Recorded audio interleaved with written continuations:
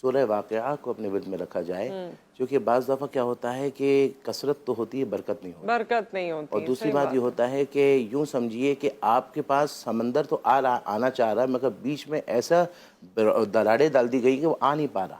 تو سورہ واقعہ وہ اللہ کا وہ کلام کی صورت کی وہ تاثیر ہے کہ وہ اس دراڑ کو ہٹا کر وہ جو ہے نا وہ موجود در موج آتے ہیں. تو یہ وہ افراد ہیں جن کے پاس آمدنی نہیں ہوتی ہے، وہ پریشان رہتے ہیں. اگر وہ سورہ واقعہ کو اپنے زندگی میں شامل حال کر دیں تو اس کی برکت سے ان کے رزق میں. اچھا یہ تو ہوا رزق میں آمد کا.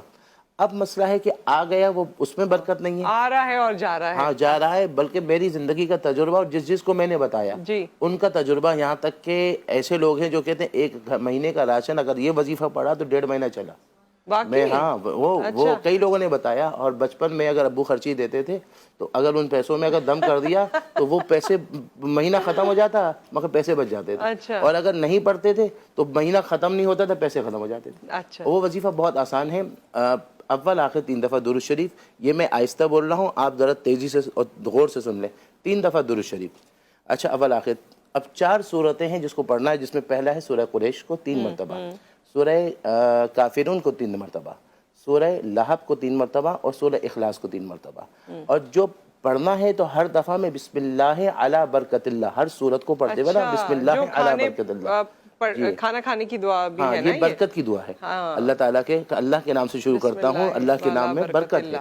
تو اب بسم اللہ علی برکت اللہ ہر صورت کے شروع میں پڑھتے جائے، اور یہ پڑھتے جائے سورہ قریش، سورہ کافرون، سورہ لہب، سورہ اخلاص، 4 صورتوں کو. اور اس کے ساتھ ساتھ اول آخر درود شریف.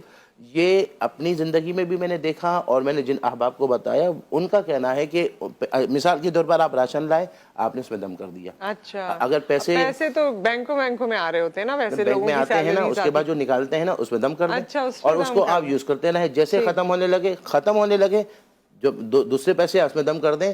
اللہ نے چاہا آمدنی میں بھی آمد اچھی ہو جائے گی، اور برکت بھی اللہ نے چاہا.